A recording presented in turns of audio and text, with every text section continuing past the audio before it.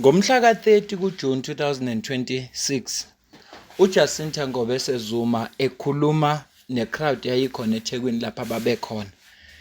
Emveni kwemashi yabo yaba successful cause akekho walutha. Laba balutha kamumva baboshwa ngoba babenza izenzo zobugebengu ezazingahambelani nohlelo le-March and March. Wabe sememezela-ke ukuthi sekuzomashwa every Thursday. Ngeviki eliphelile kukhipha iprogram ukuthi bazobe bekuziphi indawo.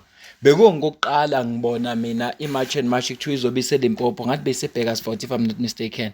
Kuphi le ndawo? Hayi, akusisebhekasfort. Kodwa khona indawo abebekuyo lapho bebeyomasha khona. Upremier-ke waseLimpopo akakujabulelanga lokho. Akakujabulelanga neze lokho nje ukuthi kube khona abantu abazomasha la belwa nodaba labantu bokufika. Wayesekhuluma kanje. Limpopo kunabatsonga. Sombese liye not deserve to stay mo Limpopo. So nesenzo mo di tshwang la tomputsa hore hey mbetse ina la bula Xitsonga ku butsumela ku huma Mozambique mbetse ibu ku huma lawa. So that is why hina hi tshikeni vanhu va Limpopo hi ta solve the problem ta hina. Minga humi la mi huma ku ko mi tsheketa ku mi tatala mi ku wena i Muvenda wena u Mupedi wena swivula ku loko ri Muvenda hi huma Zimbabwe loko ri Mutsonga hi huma Mozambique. Hina la a Limpopo hi ta tirha na vaakatiko hinkwawo hi solve the problem ta hina. Mi hi tshika na ti problem ta hina hi twana na maphorisa hi ta lunghisa hi ku hands up Limpopo, hands up, hands up Limpopo, hands up, hands up Limpopo, hands up. Long live Limpopo, long live. Phakama Limpopo. Uma kumashwa bayamashwa abantu bese baya ema-ofisini ezikhulu kahulumeni. Njengoba uJacinta kubeke ngokucacile ukuthi bona bakhuluma no-government wase-South Africa ukuthi akenze umsebenzi wakhe. Ngakho-ke abantu abebemasha bebe-right uma be-ofisini lakhe njengopremier ukuthi beyothi nazi ikhali esinazo njengabantu base-South Africa, asibafuna abantu abangene kulelizwe ngokungekho semthethweni. Ngakho-ke abaphume sisale nabantu abala ngokusemthethweni ngoba labo bahlonipha umthetho wezwe lase-South Africa. Kodwa kunento engingayiqondi kahle, mhlawumbe ungangisiza wena la comment section. Upremier la ngizwelana laba bangasizwe isitsonga. Upremier la uthi lento leyo ukuthi abantu bakuthiwa ngoba uyikhuluma ilanguage ethize noma ngoba wena unebala elidaka kunomunye umuntu usuyavinjwa so ubuzwa amaphepha yenziwa obani kuphi? Siwabonile ama-marches kusuka ngoMarch ngonyaka ophelile kuze kube yilonyaka i-March and March ikhona. Kukuphi? Sizani mina mhlambe yimo ngazi. Ikuphi la kwamasha khona abantu bafike bavimba abantu bathi ngoba wena umnyama khipha amaphepha. Bahlangana nabantu bathi ngoba wena awusikhuluma isiZulu noma uyikhuluma iSotho noma ini ngaleso zathu awuseso wase-South Africa. Kuye kwenzeka kuphi? Ikuphi la ke kwenzeka khona ama-march kwenzeka into enjalo? Sizani mina, ngisizeni ngendawo ngoba ngizwile kuqala kulabo bathi ba represent amatsonga. Labo bakhuluma ilanguage efana nalesho upremier. Kanti kahle lento yenziwa ngobani? Ngoba i-March and March ayikwenzi lokho, siyakwazi. Leyo into esiyaziyo. Akekho umuntu okwavinjwa i-March and March kwathiwa ya wena sesikuvimbile wena ngoba awuyena wala eSouth Africa umnyama ngoba ukhuluma ilanguage ethize. Isigameke ngisikhumbulayo mina ingesikhathi bese Phosphorus kwangeyona i-March and March yodwa, kwakukhona ophakela umthakathi kube baningi abantu, kukhona noXolani Khumalo. Abathi uma bemile lapho kwafika uMinister uKhumbuzo Ntshavheni wathi uthi yaba-addressa bathi labantu khuluma isiZulu. Ngiyalikhumbula ke leso sigameko. Manje leso sigameko sisho ukuthi abantu bahambe bevinjwa na? Umbuzo wami loyo. Kanti kahle labantu bakuthatha lokho. Ekhuluma ne-SABC uphinde wakugcizelela yena futhi upremier lokho. Ngicela uzwe la. We simple as saying everyone who is not documented cannot be allowed to be in South Africa. All undocumented immigrants definitely we are supporting fully that everyone who is in the country, be it in Limpopo or any other country, you've got to follow the laws of that country, you've got to be documented.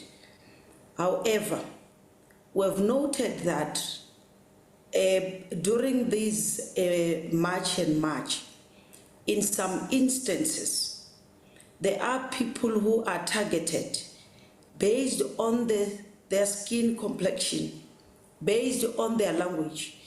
And majority of those people, unfortunately, reside from our province, Limpopo.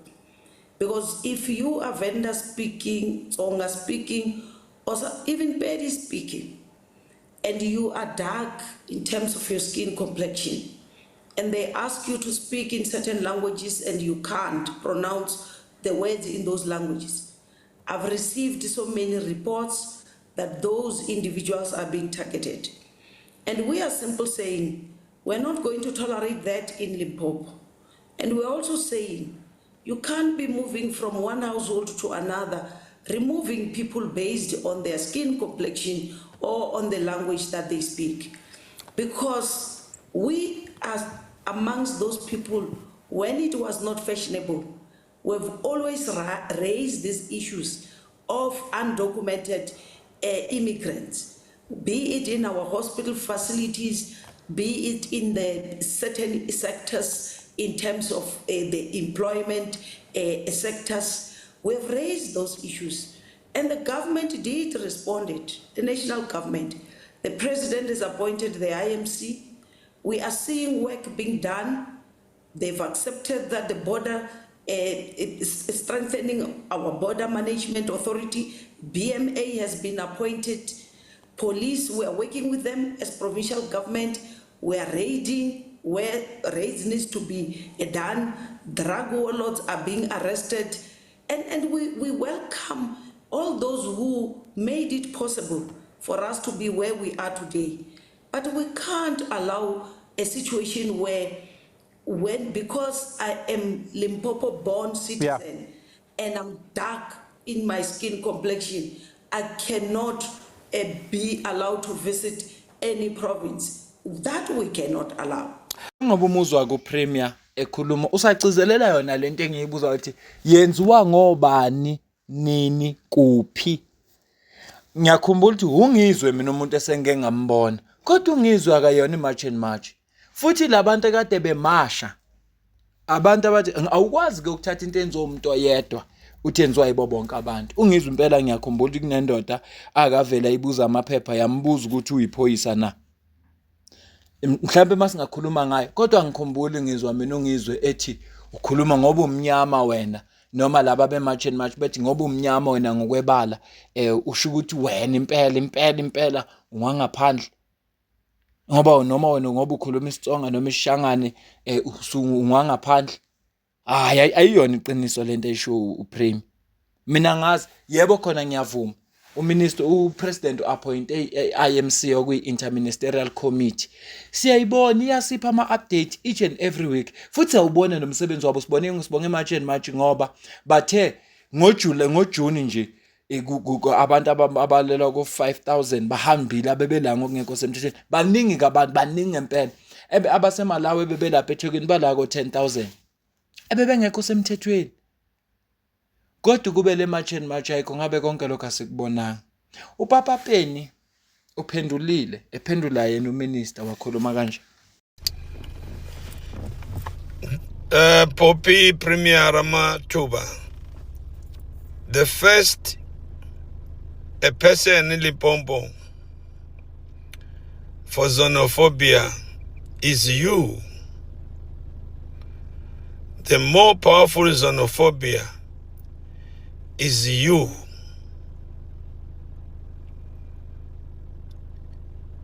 You know, people sometimes, you don't think when you talk something. Before you talk, you must think. Before you talk, you must drink water to restart your mind, to fresh your mind. Focus in the service delivery of Limpopo.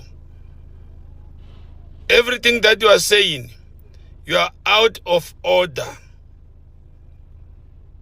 Heaven, Premier ku vulavula so u tshika ku endlela vanhu mati swilo swi tshamiseka ku endliwe wena u nga sungula hi tribalism u nghena xenophobia a ni tivi ku mi lava yini n'wina vanhu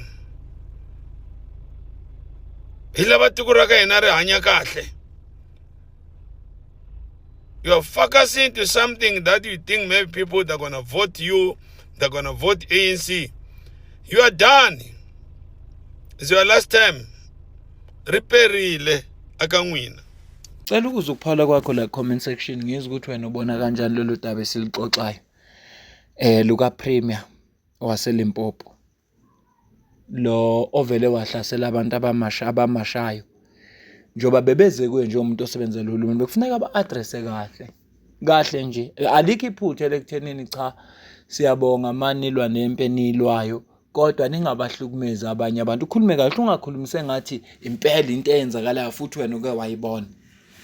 Aya yilokho nje mina engikushoyo kodwa ngicela ukuze ukuphawula kwakho la ku comment section ngizwe ukuthi wena ubona kanjani ngale kwalokho mina nawe sidibane kwivideo elandelayo ngiyabonga kakhulu.